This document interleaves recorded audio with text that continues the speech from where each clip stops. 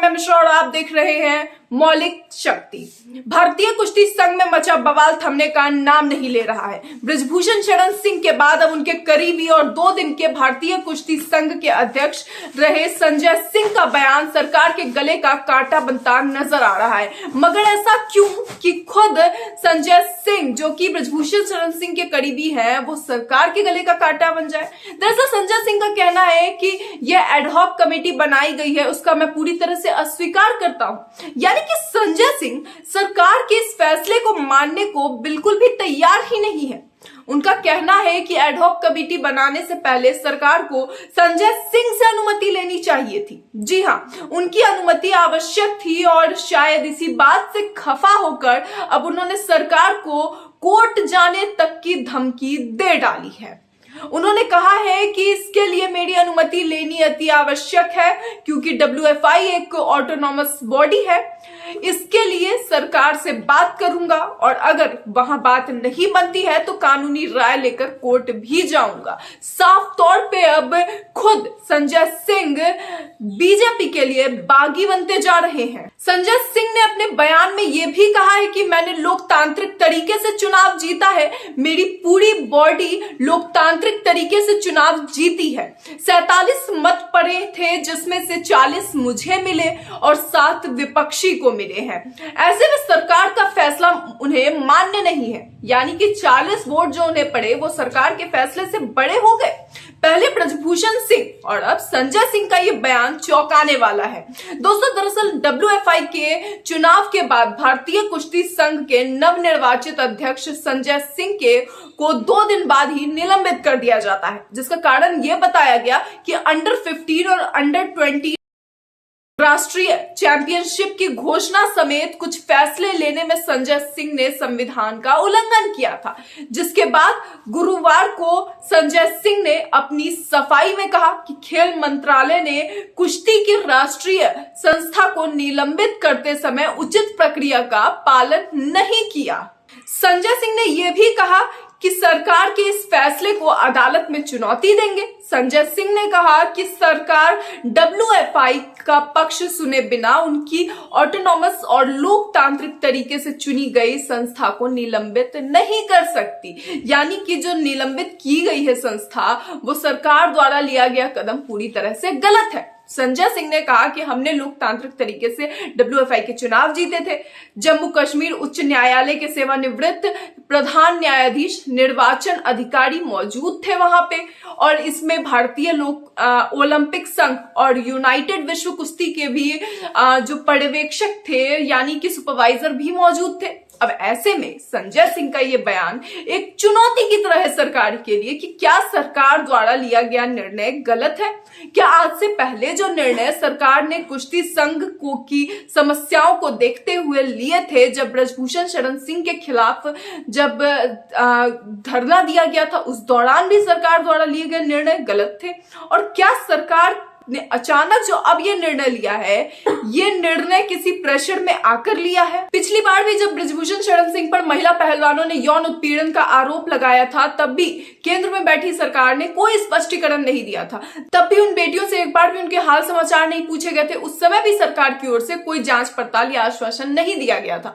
बल्कि बृजभूषण शरण सिंह ने कई बार यह भी कहा था कि अगर गृह मंत्री अमित शाह या मोदी जी मुझसे कहे तो मैं इस्तीफा दे दूंगा, अगर मुझे इस्तीफा देने को कहा जाएगा तो।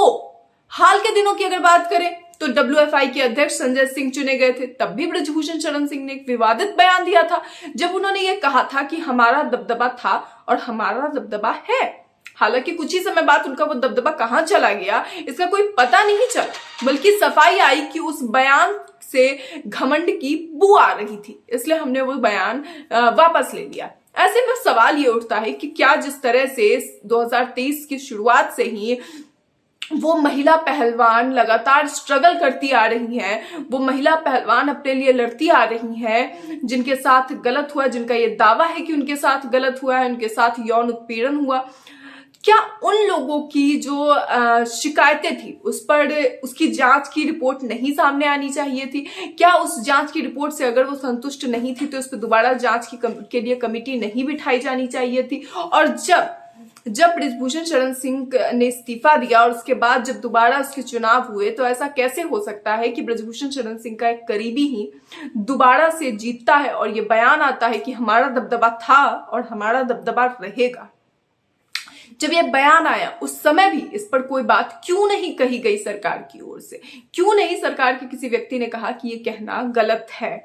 और अब जब नए WFI के अध्यक्ष चुने जाते हैं और उस अध्यक्ष का करीबी पाया जाता है बृजभूषण शरण सिंह को, ऐसे में जब साक्षी मलिक अपना दम तोड़ देती है, उनका कहना होता है वो संन्यास ले लेती है रेसलिंग से और वो कहती है कि मैं अपने लिए चिंतित नहीं हूं, मैं उन लोगों के लिए चिंतित हूं, उन बच्चों के लिए जो कि रेसलिंग का भविष्य है।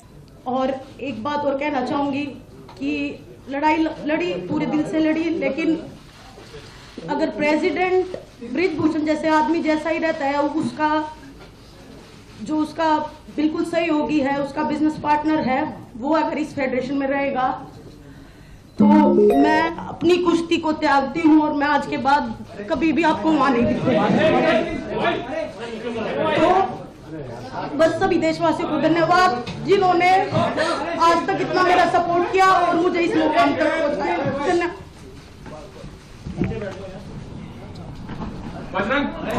ऐसे में सवाल ये उठते हैं कि क्या इस तरह के बयान के बावजूद किसी तरह का कोई भी एक्शन सरकार को इस पर नहीं लेना चाहिए? क्या जिस तरह से दावा लगातार संजय सिंह कर रहे हैं या फिर आज से पहले बृजभूषण शरण सिंह ने किया है, क्या ये उसी दबदबे की जो बू है वो अब भी सामने आ रही है? क्या ये उसी दबदबे की दम पे ये सारी बातें वो लगातार कह रहे हैं कि केंद्र सरकार का लिया गया ये फैसला गलत है, जब उन्होंने इस कमेटी को निलंबित कर दिया? अब उसके बाद कई सारे ऐसे सवाल हैं जो लगातार खड़े होते हैं कि आखिर इस पे कब सरकार एक बड़ा एक्शन लेते हुए ऐसे नेताओं पर कोई बड़ा एक्शन लेगी जो नेता इस तरह के बयान लगातार देते हैं। हालांकि अब रेसलर्स को ये उम्मीद है कि कहीं ना कहीं उनको जल्द ही अब इससे राहत मिलेगी, जल्द ही उन्हें न्याय मिलेगा। वहीं दूसरी ओर बीजेपी के सर पर यह तलवार लटक रही है कि कहीं ऐसा ना हो कि उनके खुद के नेता इस तरह के काम करें और खुद घर में नेवला निकल जाए। अब ऐसे में सवाल ये भी उठता है कि क्या अपने ही पैरों पर कुल्हाड़ी मारने वाला काम बीजेपी कर रही है? क्या उनके लिए बृजभूषण शरण सिंह के खिलाफ ये कदम उठाना और संजय सिंह के खिलाफ ये कदम उठाना बीजेपी को यूपी में भारी पड़ने वाला है? क्या ऐसे और भी कई सवाल हैं जो बीजेपी को कटघरे में खड़ा करते हैं? और ऐसे कौन कौन से सवाल हैं? आप अपने सवाल कमेंट बॉक्स में जरूर बताएं। ऐसी और खबरों के लिए देखते रहिए मौलिक शक्ति।